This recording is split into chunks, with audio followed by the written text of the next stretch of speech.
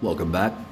Black Magic Sorcerer here with another video, and this tablecloth looks a lot more red on camera than it actually does in real life. It is more of a burgundy, dark burgundy color.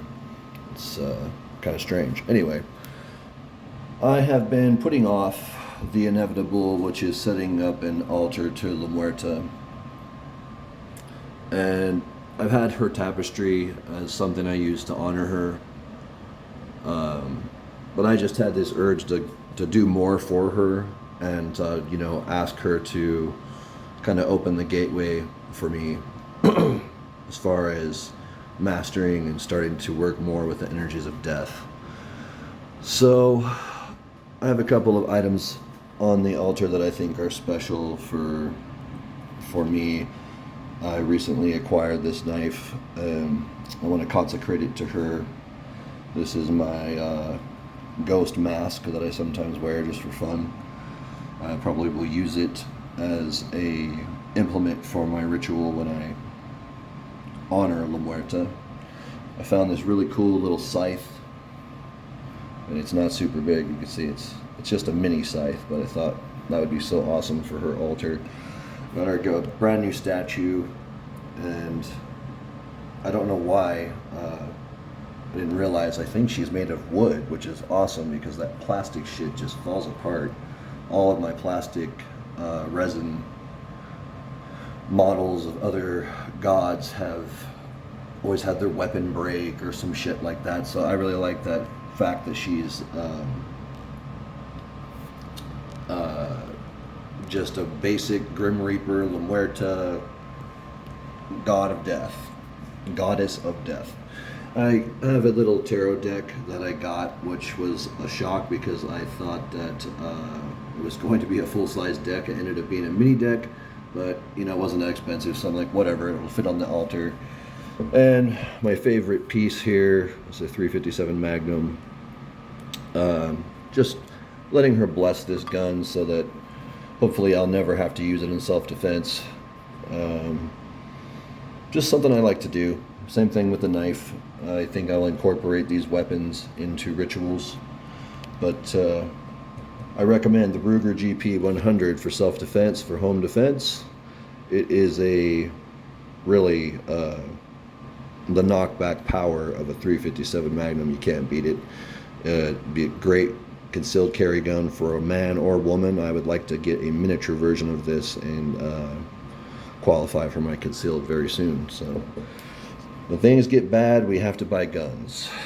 Protect yourself and your family, and you're a fool if you don't, unless you live in a region where they're illegal. And I feel very horrible for you guys, because that means that your government does not honor you in protecting yourself and your family. That's really sad. You should be able to have whatever you want when it comes to protecting your loved ones. So anyway, this is all ornamental stuff, just stuff for the altar, nothing for doing anything other than magic, obviously, other than my weapon, which I just want to make sure is blessed and consecrated for when and if I ever have to pull the trigger on someone in the state of California. If you have an intruder situation, let's say it's a home invasion robbery and they're armed and you have to defend yourself, the law says you have to unload the gun. So 6 shots at 357, and that doesn't include other weapons if an intruder were to come in. So the whole thing is you got to have something that will knock back not just one but maybe even 2 people. It's a shame that it has come to a point where in order to feel safe in your own home, you have to have a gun ready. I advocate safe gun usage. You should store your gun and lock your gun up if you're not using it, especially around children. You need to really, really, really consider what's in your house when it comes to kids, because kids are crazy and they do stupid stuff. But that's what I'm working on today. I'm also working on my second meditation for the Noctulious path. Deified the devil and diving deep into the devil card has been really brought about a couple of different thoughts. And, as we go through this path, we get different urges. It's like, Carrie, you were saying that you had the urge to suddenly worship a particular goddess, and I won't say who it was just for our privacy, but I'm sort of getting that with La Muerta. I don't know why, but since I moved her tapestry to the music room, it's like it woke her up or something, and now I feel like I'm even more connected to her, and that for some reason I need to be. I think in order to work with the devil, in order to work with Noctulious, you have to start looking at those parts of you that are very dark, sinister, devilish, whatever you want to call it.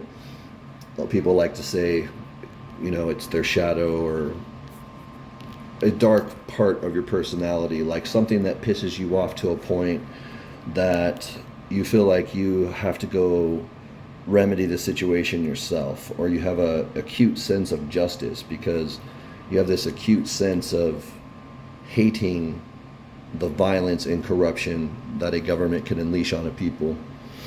And I love my country, and I love where I live. I love the whole world.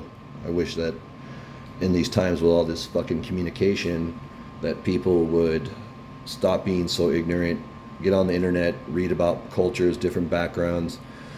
At the end of the day, we all want the same thing, but unfortunately, some people think that they have to take that from someone instead of creating their own happiness, their own little universe. They think that the way to go is to steal it from someone else, and I just don't see the point of that. There is more than enough bounty on this earth for every human being to have exactly what they need to be happy.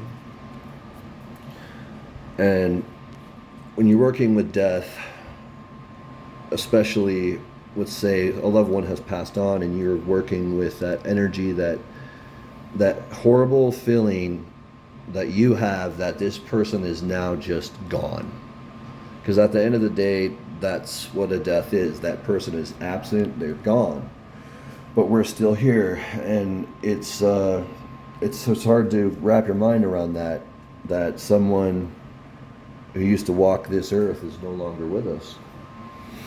But the more you work with death, and the more you understand what death actually is, in the sense that it is about extreme currents of change. When a tornado comes through and wipes out a village, a so-called act of God, or a tsunami hits a town and wipes out, 500,000 people, everyone says it's an act of God. And therefore we blame God, because what else is in control of the elements? There's a part of us that just can't get over the fact that one day we're not going to be here, or maybe we'll still be here, but it's going to be in a different form, in a different body, and it's going to be a different experience. And it won't necessarily be any easier, but it will be like going home, and you're going to realize everything is okay, because you cannot be destroyed. You cannot. No one is immediately sent to heaven or hell. You pretty much get to go wherever you want to go. But if you've made such a big connection your whole life out of fear connected to these heavens and hells, I think it was Nietzsche that said, I'd take the boredom of heaven and the boredom of, no, I'm tripping. I would take the punishment of hell before I would take the boredom of heaven, the anguish of hell. And I love that, because it's so true. It's just so true that the way we look at things is really childish to think that you're going to go have supper with the Heavenly Father at a table where every dead human soul is going to be all there in a huge banquet room, and God's going to be there preaching the sermon. I mean, it's ridiculous. It's made up shit. It's stuff that's designed to keep people down, depressed, sad, weak, all those things. You know, some of the weakest creatures I've ever met were the born again Christians. They are the worst. You get yourself a born again Christian and you find yourself in the presence of someone who's suddenly just perfect and expects the rest of the world to conform to their perfection too. Well, you find out real fucking fast that drives people away, and then a couple of years later, they're back to their normal evil selves. Because no one can keep up the act forever. There's no amount of Sunday school that's going to brainwash someone into being a good person if they already aren't. And that's why I disagree with it. It's the reason why my videos aren't so fucking flashy and, you know, I spend 3 hours per video. I shoot a fucking video of me doing something and I post it. I'm not going to go do a full-blown fucking production, movie style thing to show you a fucking altar to La Muerta. Okay, no offense, La Muerta. So anyway, that's what I was working on, and I'm working on the devil meditation and trying to get a better connection to Noctulious. I had some really wild dreams last night. Wild dreams. I dreamt that I walked through my childhood home and it had been beautifully remodeled, and instead of it being this dilapidated little duplex, it was completely redone with stainless steel doors and walls, and it was just somehow made fancier. And I don't know what that dream meant, but I suppose it means that money is going to come and it will flourish soon. So I'm very thankful. I'm thankful for Archangel Michael. I'm thankful for La Muerta. I'm thankful for all the goddess spirits who have worked with me throughout my career in the occult. Really, Yamaya is someone that I have focused on a lot, even though it's a voodoo spirit. I really have a lot of love for that spirit. I connected immediately with it.